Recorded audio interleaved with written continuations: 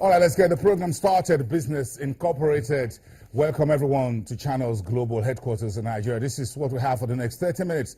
Ahead of the April 17 oil producers meeting in Doha, Saudi oil minister dampens hopes for action, but Russia remains optimistic that the output freeze deal can go ahead with or without Iran.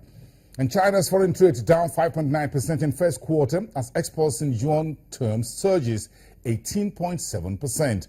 And the London Stock Exchange $2 trillion platform is targeting Nigeria and other African companies for fresh and secondary listings. Welcome, everyone. Good afternoon. This is a launch time with you. Comments from Saudi Arabia's oil minister Ali Al-Naimi today have played down the prospect of oil producers taking action on crude output at a key meeting on Sunday in Doha. Reports say when asked about such action, Al-Naimi said, quote, "Forget about this topic," end of quote. Meanwhile, Russian Energy Minister Alexander Novak says an agreement on freezing oil production among member states could be reached between oil-producing countries without the participation of Iran. Officials from major oil producers like Nigeria, Russia, Saudi Arabia, and Qatar will meet their Iranian counterparts in Doha this Sunday to discuss an output freeze. Some investors see a potential output freeze as a prelude to output cuts later in the year, while others say such a move would do nothing to alleviate the oversupplied crude oil market. China's exports in yuan terms surged 18.7% last month compared to the same period last year. The data released today marks the biggest increase in overseas shipments in more than a year. Meanwhile, imports declined last month by 1.7% compared to last year, leaving China with a trade surplus of 194.6 billion yuan. The revival in exports has raised hopes that the world's second largest economy is not as badly affected as many have thought by the current global economic slowdown. The trade data comes one day after the International Monetary Fund once again downgraded its global economic outlook. Let's start with the markets today. Asian stocks rose today. Stronger than expected trade data from China boosted investors' sentiments across the board. Asian markets were also pushed higher after oil prices jumped to around $45 a barrel on Tuesday. The increase followed reports that oil producers Russia and Saudi Arabia have reached a consensus about a freeze in output ahead of the producers' meeting in Doha this weekend. In Australia, the commodities heavy share index closed 79 points higher. In Japan, the Nikkei 225 benchmark closed up 452.43 points. In Hong Kong, the benchmark Hang Seng added 2.4%. Elsewhere in Asia, markets in South Korea are shut for a public holiday. Trading will resume on Thursday. And a bit of economic data from the Eurozone today showing industrial output down. Now we're in the earnings season as well, with reports coming from some of the automakers like Mercedes-Benz and BMW. These reports are coming at a time when Saudi Arabia and Russia are speaking about this weekend's Doha meeting. Let's cross over to the Frankfurt Stock Exchange. Javier Aguedes, who is DWTV financial correspondent for Channels Television, is standing by. Javier, good afternoon to you. Let's start from your territory. The Eurozone industrial output for February came in negative reading today, while the IMF is advising the EU to lower taxes on employment, liberalize the markets, and the ECB to do more in terms of stimulus. What's the view from the Frankfurt market on some of these economic issues?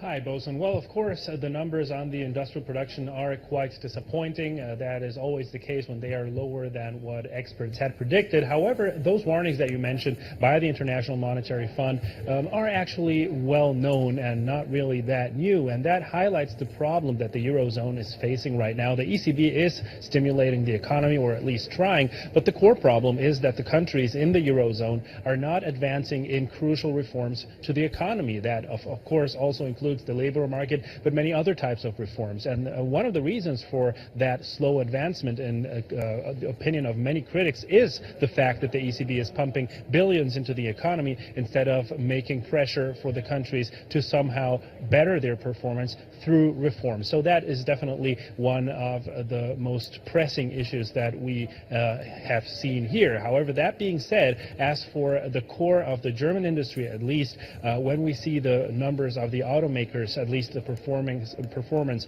of the stocks today, many of the car makers are among the top winners in the current trading session, and that is because there have been some quite good news, especially regarding the auto sales in China that have clearly gone up more than what was expected. So that means that industrial production numbers could look a little bit better in the next number. Yes, Javier. Well, overnight we heard from some of the banks in US, JP Morgan, and of course within Europe itself earlier today, Barclays Bank and Deutsche Bank. Earnings season looking like the bank results are going to upset investors who are beginning to get upset already as we started the earnings season on Monday with Alcoa on Wall Street reporting negative numbers. Now talk to us about this. Are investors already, are they upset already?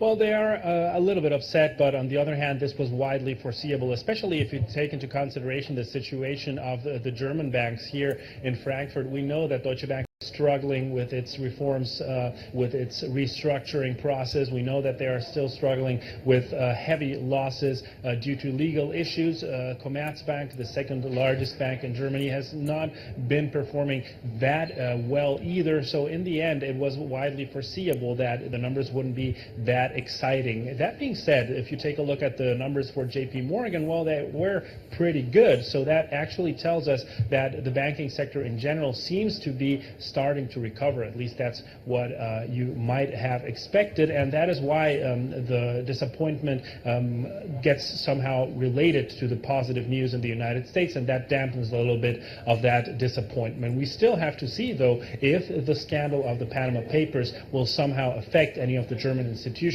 because investigations are, of course, ongoing to see whether they helped out clients to somehow incur into tax evasion. That might lead to even further legal costs that would further damage the banking sector in Germany.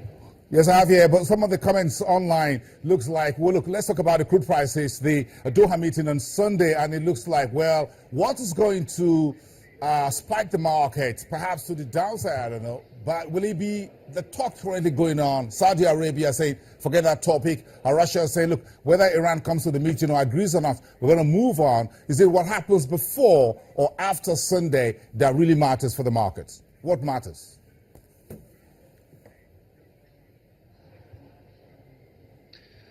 Well, it is a tough question because the scenario is quite complicated, and it is still unforeseeable how this meeting is going to look like and what results we can expect from it. What I can definitely tell you is that the market is counting on a deal for oil output freeze, and if that doesn't happen, we will see big disappointment. Independently, the OPEC organization has already pointed out that there is a global oil glut, despite the fact that we have seen a recovery in the prices. That is mainly due to the fact that the countries keep producing lots of quantities of oil. Some countries are not even thinking of reducing their production, especially Iran, that just reintroduced into the market. So all in all, despite the fact that we have seen lower reserves and lower production in the United States especially, that was one of the reasons why we saw that recovery in the prices, there still is an oversupply in the market, and that is why it is so important that this meeting somehow brings us any types of results. The latest figures coming from China, as you may have pointed out, suggest that there is a recovery there somehow, that we see more demand on Chinese imports and exports. So this might also play in to a recovery in the oil price in general. However, those numbers have to be analyzed with care. So all in all, the situation in the weekend is going to be quite tense, and the consequences, we'll see them on Monday. Yeah, we'll see them on Monday, but we got 2 more days to stick together here on the program, so don't go anywhere tomorrow and Friday, Javier, and the rest of your team from Frankfurt Stock Exchange. Thank you very much. Enjoy your lunchtime. Frankfurt Stock Exchange there for you, live to us, Javier Aguedas. Now, the London Stock Exchange is worth about $2.3 trillion. That's the entire African market. It's about less than 1/5 of that. So why does London want African companies or more companies from Africa to list on its own exchange? This is my conversation with the CEO of the LSE Group yesterday here in Lagos. Just about 4 minutes conversation. We'll play that for you after the break. Stick around.